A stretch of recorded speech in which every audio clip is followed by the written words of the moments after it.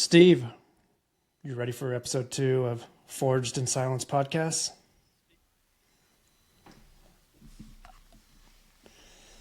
I am absolutely ready for episode 2 of Forged in Silence podcast. And so, first I'm going to start out with a little bit of a story because I had a school project that turned into something that was kind of really cool. The school project is now this podcast, which has led into a whole bunch of other things. One of those things being I have to practice rejection. And so the idea came up in my head anyways to make a flyer about this podcast, and then if I could make a flyer and I could hand it out to businesses, and I could talk to either owners or people that work there. Anyways, I tried to make one myself, and my artistic ability is pretty horrible. I tried. It did not look good on Canva. So I reached out to a friend, and I could even consider this part of the challenge, really, if I wanted to, that rejection piece. Anyways, I reached out to a friend who I knew is a graphic designer and asked him if he could help me out. And I got incredibly lucky. And I'm going to do a shameless plug for him because it was great. It's michaelferrerdesign.com. Amazing guy, man out of Texas. Had him on on a different podcast a bunch of times. Really awesome person, really great guy. He created this flyer for me because he's for us, because he supports the idea of this podcast, and I think it's really amazing. It feels special. It feels special to have people that you can reach out to like that to help you get through school and help you reach your goals. And so he created a flyer, designed it super quick, and yeah, he deserves a really big thank you. So that's really the first thing I want to do here is thank Michael Ferrer, and it's michaelferrerdesign.com. If you're looking for any sort of graphic design, artwork, sales, marketing, he's awesome. Great at what he does. Anyways, that's my little spiel there. Let's not forget the little change up on the fly for you, too. I think that's pretty cool.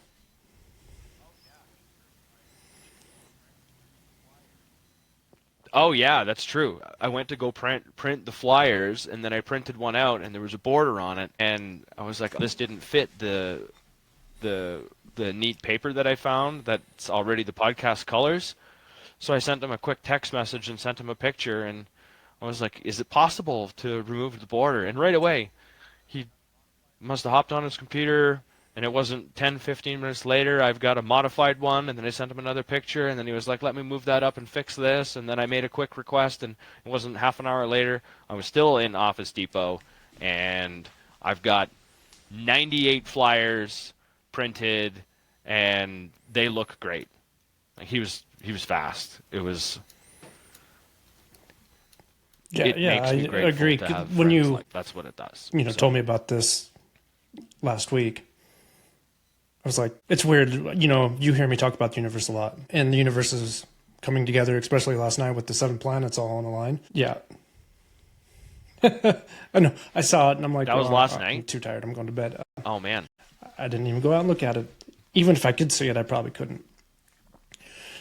But I was just like, when you ask for help, and help was given from random people or people your heart just becomes full and gratefulness overflows. It's so cool, I think it is, when we have the ability to ask for help. I know you and I have not had the ability to ask for help for many, many, many years because of our own self. Not from anyone saying no to us or anything. We just didn't have a voice to ask for it.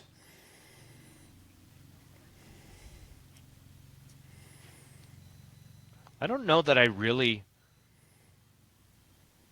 There's having the courage. This is probably a great way to get into what we're going to segue into our topic, right? Where we're going to talk about our upbringing and how it's affected us now and that sort of thing. Well, asking for help is probably a great place to start, because I don't know that like asking for help was not a thing. Like Yeah. it felt crappy to ask for help. It doesn't feel near For as bad me, today as it used to feel. asking for help was like non-existent, if that makes sense. Like I was not taught to ask for help. I was taught to put my head down and push through it. Or you don't ask for help. If you ask for help, you're a pussy. You're not a man. You're not a man. Yep. Yeah. That's a huge one right there. You're weak, right?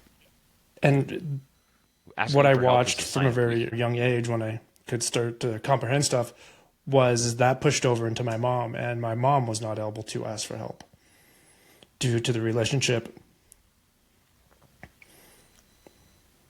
Oh, so you got to witness it from you got to Yes, live it yourself and then witness it father uh, figure, from a we mother get by, figure. we don't ask for help. Pushed over into my mom because they were, you know, my mom was 15 when she got pregnant, 16 when she had me. My dad was 18, super young, still in high school, having a kid. And my mom didn't know anything. Then she gets in a relationship, has a kid, and, her main goal is to take care of me. Then anytime she needs help, she can't ask for it because she is the caretaker of me and the family. That is her job. Her number one thing is to make sure, first, dad is happy, second, kid is taken care of. Then somewhere down that line was herself. I would have to ask her where she fell on that line. I could see it, way down the line. It wasn't anything up front.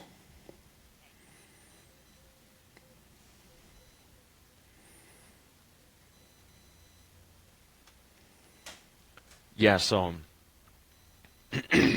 interesting. Like I don't know. I don't like asking for help was just not a thing. It very similar to what you were talking about. It doesn't feel like I was ever taught that it was okay. It's that pussy feeling. You feel like that. I mean, that's what resonated the most with what you just said. Like you feel like a pussy, and especially when I was growing up, I was I was 100 pounds soaking wet. So it's not like I was this big kid and never worked out. I played hockey, I played sports and stuff like that. I always did what I was told. And then so I guess I was told to do stuff that I was capable of. And so asking for help normally was met with rejection. Definitely. Well, And I guess that's the pussy we feeling, already right? know the outcome, right? Like if you ask for help, pussy comes up, you're not going to get the help. Then we get Yeah, it's just rejected. gonna be kind of. So all three of those, Well, I wasn't yeah, a big kid and I was kind of nerdy, right? So when you get both of those put together, you're the scrawny, nerdy kind of kid, who's kind of goofy, and I'm kind of goofy, and I still am today. But yeah, it just kind of feels awkward, dude. And so when you're not that strong and you're going to help your dad change a tire and you can't lift the damn thing and yeah. you can't kick it off and you can't do any of that because you just ain't big enough, right? And then like put a little bit more oomph behind it.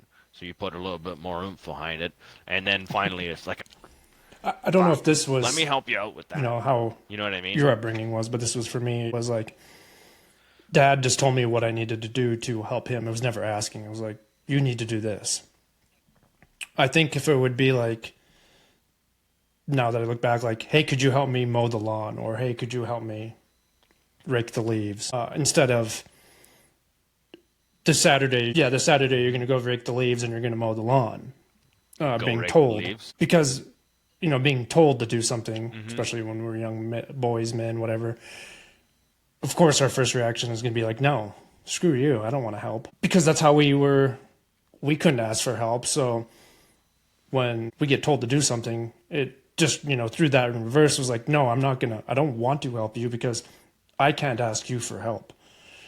If I ask you for help, you're going to say no and you're going to throw it back at me. But now you're going to tell me to go do something to help you. It's like, fuck you. Fuck you. No, I do not want to go help you. You can't help me. Mm-hmm. And whereas from, a nurturing mom, a lot of times mom was like, it'd be nice if you could vacuum this morning for me. I got other stuff to do. There was always a reason or something behind it of why she needed my help. 100%. That's a good way to put it. Yep. It's communication, right? Where it's like a communication. Dad, it was total breakdown of authoritarian, no emotion, and being young direct and control. Having mom being nurturing, and then you got this father that is just no emotion, asshole, whatever else was the mood. I got to throw addict in there too, because that was a big part of it. His addictions. Never knew what I was going to get with him. Mm-hmm. It got me to the point that, still it's this point where if I have to ask for help, like it's one of those like comic balloons when I'm going like thinking out, because I have to think this stuff out. It's not like I can just go and do it. I wish I could. I will get there eventually where I could just go ask for help. Like I have to think about how I'm going to ask for the help and put stuff behind it on why I can ask for help.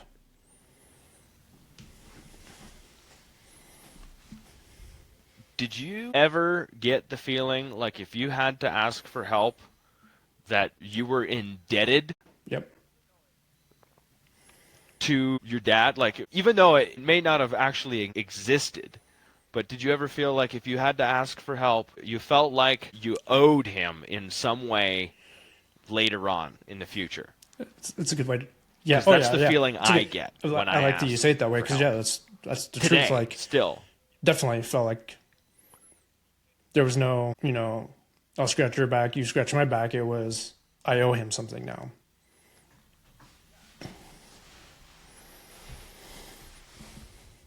Yeah, and mm-hmm. I think it was that. It was guilt, I don't know if it was that's guilt, I think, right? It's the guilt for, okay, now I asked for help and now I'm going to feel guilty for it because now I feel like I'm going to owe you. And that's not the case. That's the way I feel. It still feels like today, if I was to ask my dad, right? If he could come and help me, he would probably throw down everything and then come and help me. Right? He would. It's still not something. It's something that I would do if I was desperate. And I don't know if that's the way he would want that, but that's the way it exists in my mind. Right? You wanted to talk about people pleasing, and I think this is, for me, I'm tying this into people pleasing with the asking for help part, because I can remember kind of where that came from for me, because I was the nice guy, the agreeable kid most of the time. And even in my adulthood, I was generally pretty darn agreeable, to the point where I would abandon myself to make sure other people were comfortable, especially people that were close to me. That being said, I was always in the relationship with my father, and still to this day, this is how this exists. I'm always the one that comes and repairs the relationship. So when there is a disconnect, if I'm in the wrong or there is a disagreement or whatever it is my job to come back and essentially make things right, instead of him coming in and being like, I feel this disconnection, I should come and do something about this and engage and try to rectify it or whatever that may be, reconnect. It was always my job, even as a kid, to come and reconnect. So I took that into my adult life. And I think that's the people pleasing. The avoidance of conflict over trying to resolve it properly, also not knowing how to resolve it properly, and then I go into this again and being like, well, that's an unhealthy way on how to resolve that. Like it compounds itself, and then so I go into relationships where the emotional detachment leaves me in an anxious attachment style, which leads me to people pleasing because it's my job to rectify Yeah, disconnection. total sense. Does It that make was sense? this whole people pleasing thing for me is, it's taken, the last 2 years of work to understand why the people pleasing came apart or about, and why that I've lived my life that way for so long. Because like when you're doing it, you don't even realize you're doing it, right? It's just a way of your life. It's just your way of life. But Yep. I know. Then something happens and you're like, It's a way to keep yourself comfortable. whoa, why am I doing this? And it could be a lot of different things when you finally realize why you keep doing something over and over and over again. And going back to my childhood, I remember when, my parents got divorced. I was on vacation with my grandma or my grandpa and my aunt and family members up in Washington State. And my aunt came over to me and she said, "Hey, your mom and dad are splitting up." I'm like 7 years old. I'm like, I don't know what that means, right? I'm like, okay. Yep. I was like, okay. We get back home to my grandpa's house and my mom's there. And I'm like, this is weird. Why is my mom here? And she's like, we need to go for a walk. I hadn't even been in the door for 10 minutes or something, I'm like, okay. So we walk up to this park by the house, and I remember sitting down on the lawn, and she pulled out a cigarette and started smoking a cigarette. I'm like, never seen my mom smoke a cigarette before, So my mom goes through and tells me, that her and my dad are, splitting up, getting a divorce. And I remember asking, what does this mean? And, she tells me, well, we're going to live with grandma and grandpa. Your dad's going to, stay where he's living. You'll be able to go see your dad. In my 7-year-old mind, was just like not really understanding what was going on. Then it started happening. And, I went and saw my dad a few times, would go see him every weekend. And, it was a few months after when I was like, oh, this is a change in life where I'm now living with my grandparents, with my mom all this time. I see my dad on the weekends, go back and forth. Then I remember laying awake at night, crying, wondering who's going to make my dad lunch. And Really? at that point in time, I'm like, I don't understand why I'm worried about who's making my dad lunch. And this has been a constant, thought in my head for my whole life. Like, why did I lay in bed crying about who's making my dad lunch? Then fast forward to now, and it was like, this is where my people pleasing started. I was more worried about who was making my fucking dad lunch than my mom or myself. How did I get there? It was a lot of hard work.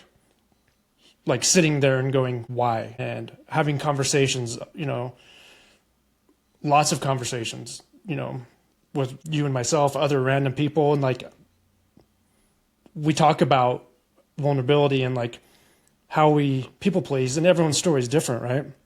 And I've just like been pounding on that. Then I was like, this was that point, because I know from that point on, everything was about someone else and not about me. I put someone else in front of me. Yeah. Let me ask you a question. How good at I couldn't say no. saying no I would never say no. were you? No. Yeah. Right? Mm-hmm. Me neither. And still to this day, it's something I struggle with.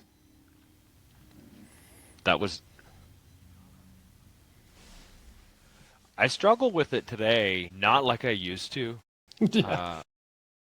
I'll find myself overextended every once in a while. I'll find myself taking on too much responsibility still, but I can recognize that by how my mood changes. And when that happens, I mean, for me and anybody who's listening is going to hear me say this over and over and over again for every episode from here until yesterday or tomorrow, whenever we're done doing this. And I don't Yep. think that's going to happen for a while. So talk about it. Until I learned that that was something I could do without I can it honestly having say being used without, against me. if I didn't talk about it for the last 2 years, I would not still know where this came from.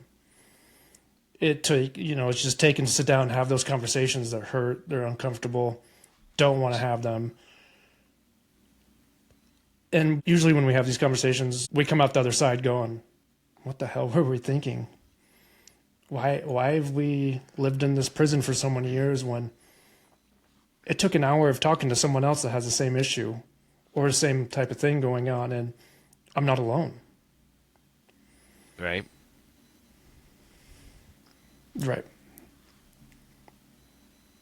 I mean, that's why we're doing this Yeah. podcast. That's why we're having these conversations. That's why we're sharing what we're sharing, is that lonely feeling. When you're a kid, you don't even realize that it's kind of lonely. You're just reaching for some sort of affection or validation, or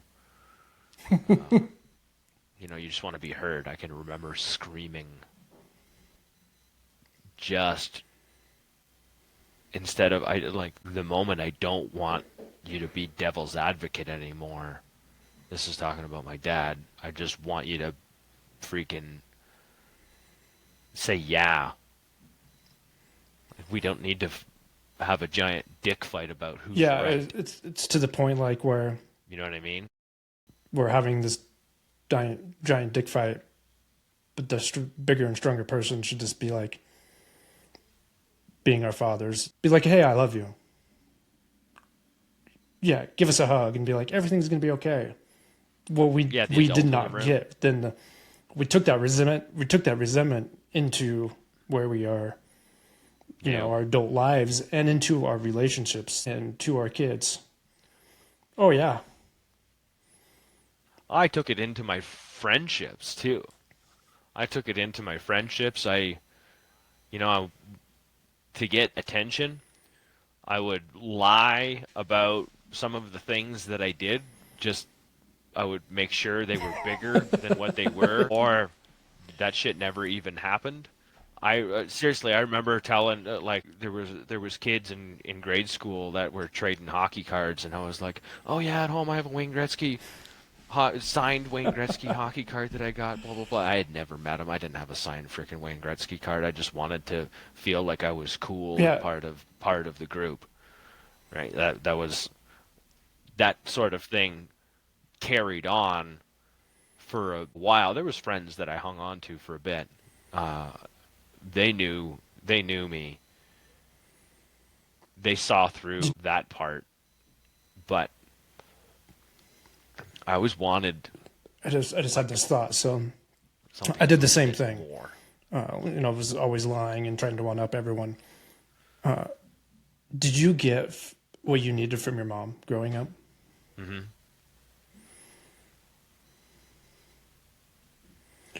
I think I got it from my mom. I Yeah. didn't from my dad.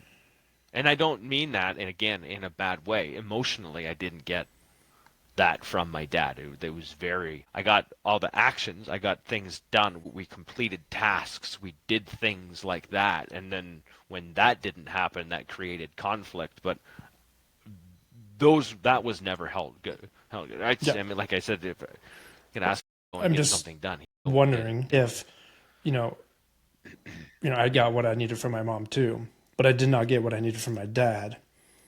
That masculine side of love, I guess we could say that we needed, because we got a motherly side of love, but we needed, I wouldn't say validation. We just needed hmm love and respect from our dad that we didn't get. So when we had to go tell these lies to other boys or men or even women to find that love, right? That's something that we were missing deep down inside that we never got, was an easy way Yep. for, us to be like, hey, I'm bigger and better than you.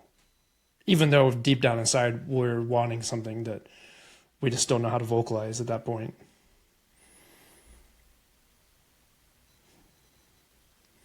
Yep. For sure. Yeah.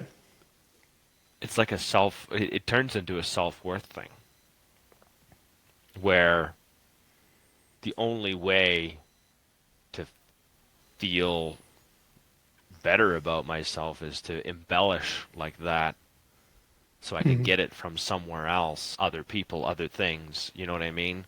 It's different now today too. I'm gonna tell a quick story, just because this whole this external validation I've been fighting for 4 years now, recognizing it and then not like where is my value, and that's just loving myself. How the I, hell do I, you fucking love yourself, Robbie? Like, what does that look like?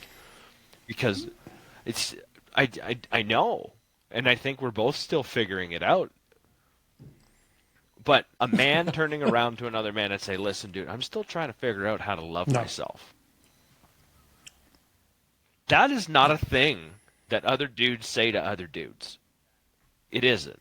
And is literally still something that I think I'm finding as I'm continuing to do things that I know that are good for me. An example is I joined CrossFit, and I've only done this for 5 weeks, and it was a challenge that I did, and I did it on a whim, and I almost backed out on it. And then the next day I said, you know what, screw it, I'll do it. And now I'm just over 5 weeks in, and I joined the CrossFit Games. I did the open thing, and I had no idea what I was getting myself into. And round one of three was last night. And I'm finding this. I'm finding this when certain things happen. I'm finding that in these moments where I challenge myself, that even though there is other people there rooting me on, when I finished that last night, I wept because I was freaking proud of myself. Like, it had nothing to do with what the people that were there, and it was great. It was great that they were there. I had to sit down because I just needed to cry. Like, and it's getting me emotional now, but how many times could I say that I was proud of what I just did for me? Not anyone else. I didn't even have a goal set. I just completed the thing. Then that was hard. 10 years ago, I would have needed a litany of people to pat me on the back to let me know that Mm-hmm. what I did had value to them. And I send you the text message yesterday after I finished and sent you the results and stuff, not because I wanted your validation, but because I wanted to be like, Robbie, I did this fucking cool thing.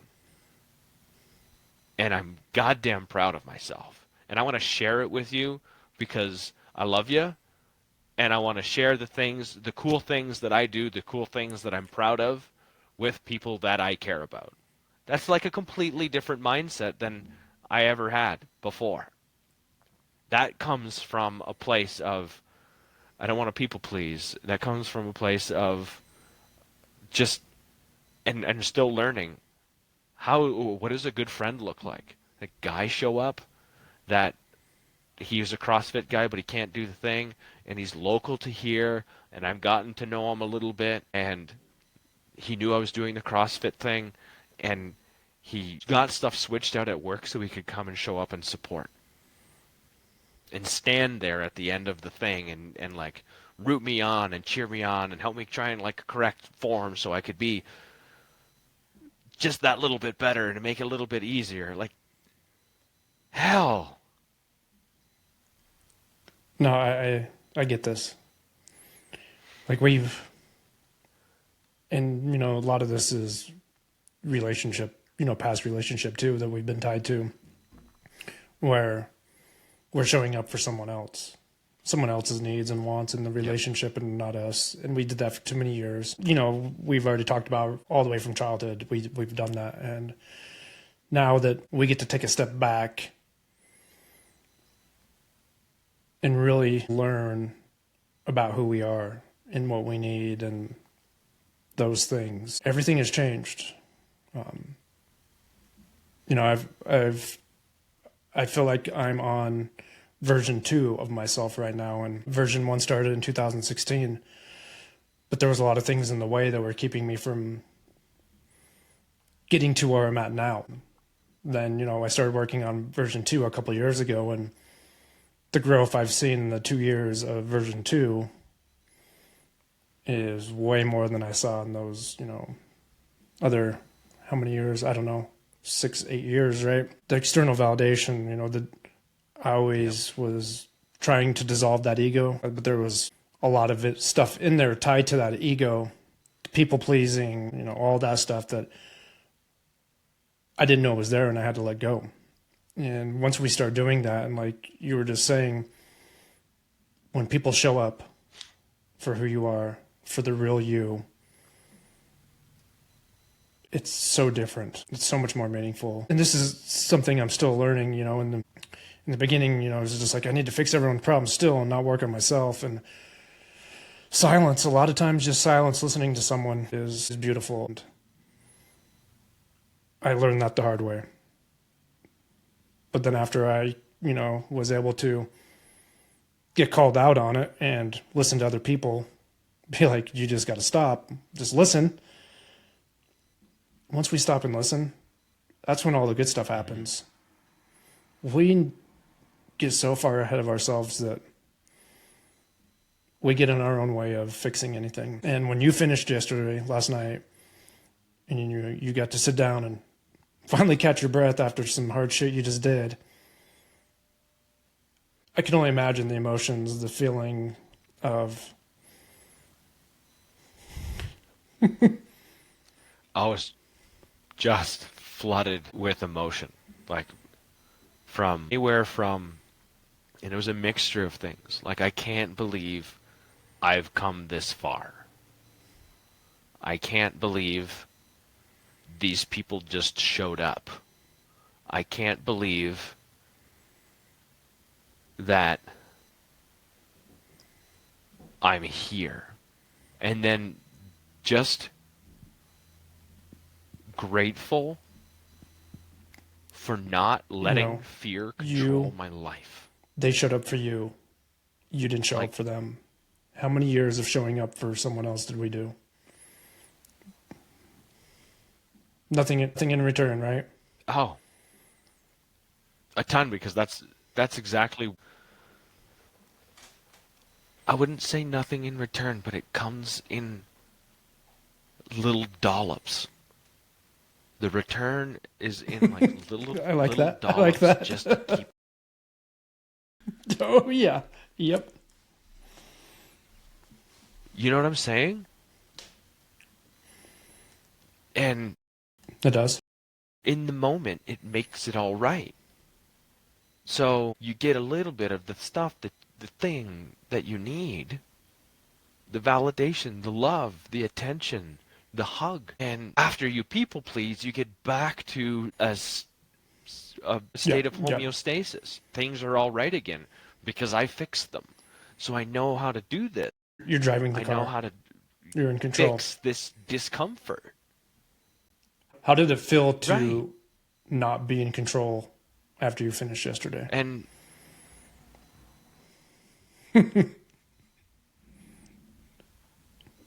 great. Yeah. Just great. Like I get to be in the moment. I just get to be.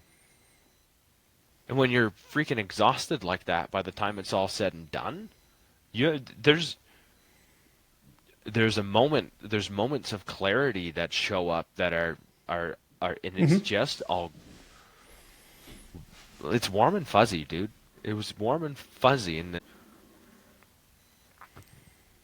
that's the moment where the people that are important to you in your life run through your mind, because that's what happened to Yeah, me. just hearing you say that brings quite a few emotions up for me. Like those people show up for you, and when we think or we really do need people to show up for us and they don't, it really hurts. And we have no words for it besides, what we're dealing with. If we have someone to talk to about it, yeah, fine. But sometimes that's not going to fix the problem besides getting it out. But when you flip that switch and it just happens, and you can really see who is there, it's something different. It's 100% genuine, It's cool but because it it's also genuine. changes who you are. You will. Oh yeah, you'll never forget that. Oh, I changed a bit for sure. I guarantee 10 years from now you'll be able to bring that up and still remember those emotions that you were feeling. How many times in the past couldn't we say that with our people pleasing? I know what emotions I was feeling when a lot of things happen: anger, sadness, loneliness. Loneliness being number one. When you can flip that loneliness into Yep. fulfillment. I don't mean of people being there, but you fulfilled Yep. inside for yourself. Yeah, and that's what that was.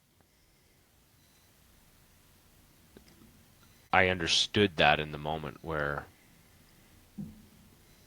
I can go back and I got the promotion, but how much of that promotion was me wanting it over someone else? And how many decisions did I make and still continue to own? Because I'm not going to give that responsibility away to anybody else. And I get it. As a man, you feel like your job is to provide. You feel like your job is to create safety. You feel like your job is to do all of those things. Emotional wellness goes very, very low on the list when you're the father of a couple of kids and you're married and you have responsibilities at work and all of these other things end up showing up well before what does it look like to take care of myself. And I mean, it doesn't have to be a lot, but what does that look like? Yep. I took care of myself by drinking. That worked until it didn't. But a lot of that stems from me learning to keep other people comfortable first. And so my voice, and I swear that I tried to give it value, but it was value to other people. And I wanted them to value my words. And instead of me valuing my words and then standing up for what I believed in. And when you have a hard time figuring out what the fuck it is you believe in, because all you're believing in is the things that are given to you, not the things that come from you, then the goalpost moves wherever the goalpost gets put, and Yeah. you're stuck chasing it. I think we're sick of chasing the goalpost.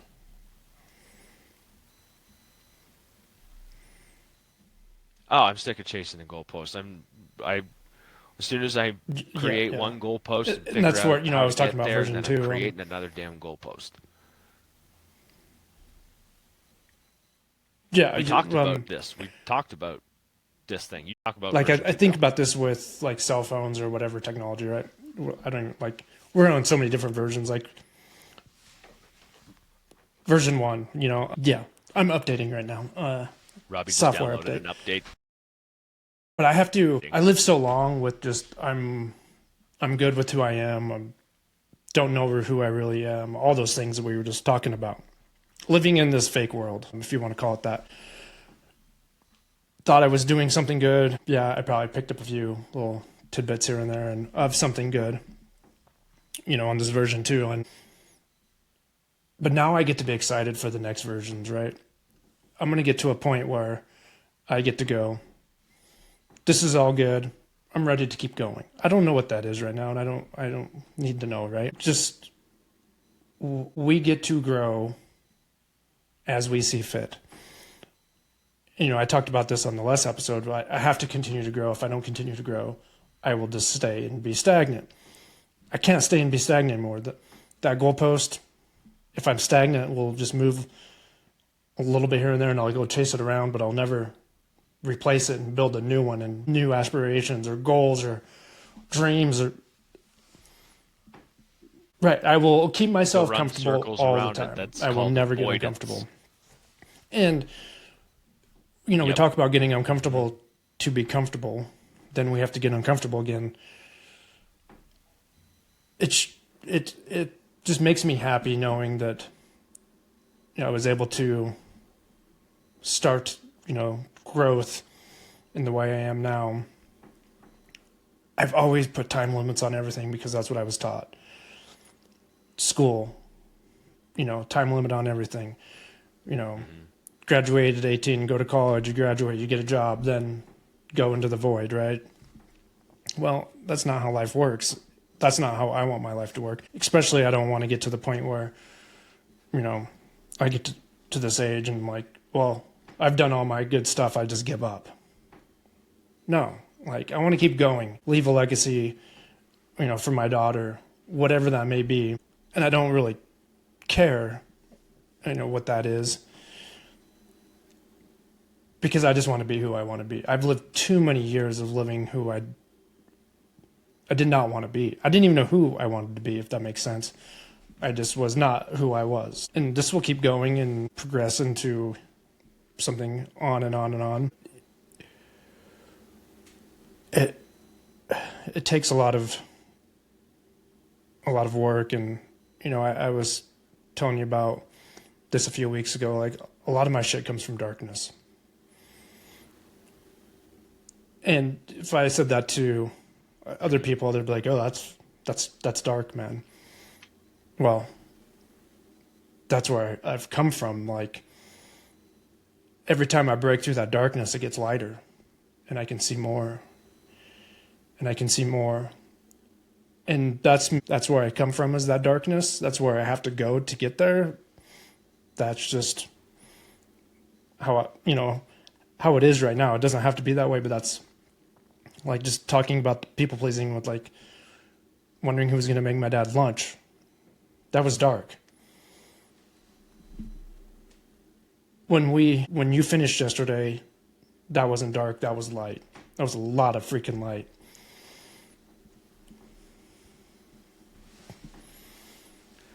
But the emotion came from a place of remembering the dark. That's where it was like when I finally kind of realized that. And this was only 2 weeks ago, I think it was, when I said that. It was after a podcast recording, because sometimes I feel like I'm just talking about dark shit, like it's negative. But we're on a podcast talking about self-growth, right? I mean, I can't be all unicorns and rainbows, because it's not me. Yeah. If it was, we'd be on the Unicorns and Rainbow podcast. It wouldn't be men's mental health right now. Yeah. There's personal growth doesn't come from unicorns and rainbows anyways. That's the result of it in maybe some moments and stuff like that. You get and I guess where I was going with that is like... That's like the reward for the work. I've had some awesome adventures. I've been by myself, I've been with other people, and I've been with my dogs, my older dog that can't go out anymore, and my new dog that is crazy freak. It's true. He's not wrong. He's not wrong. But His young dog it's is just crazy. me and what I see with my eyes and my dog. It's kind of weird because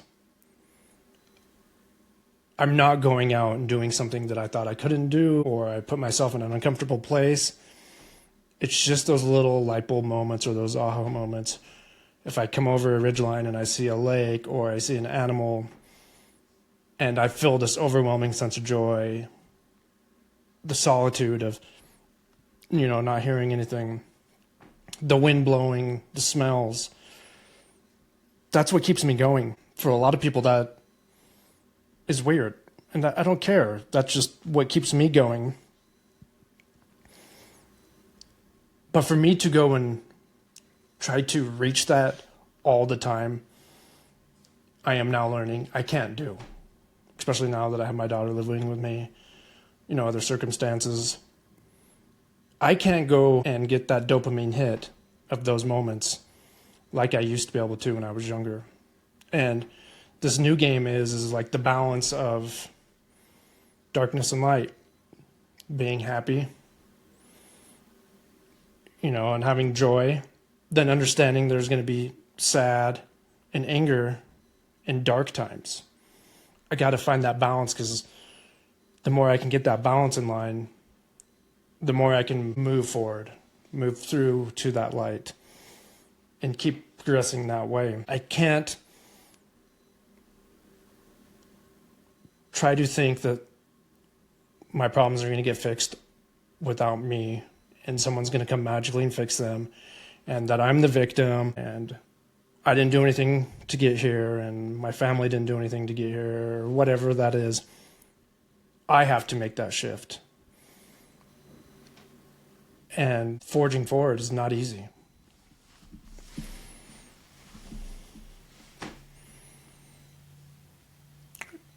It's Oh, no. like It's those worth it, nights, though. like that time you had yesterday, and some of the things I've had happen. There's a lot of stuff that makes it worth it, but those are those times that I think make us remember why we're doing it and what makes it worth it.